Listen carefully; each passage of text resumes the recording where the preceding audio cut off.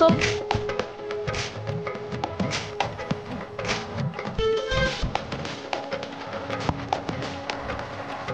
তলে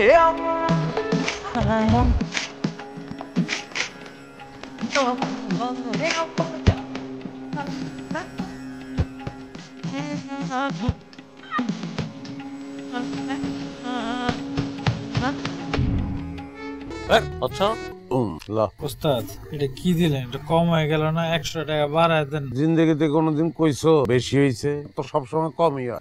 খাই খাই স্বভাব তোর আর গেল না। ধর তোর হিসাবে 1500 টাকা রাখলাম।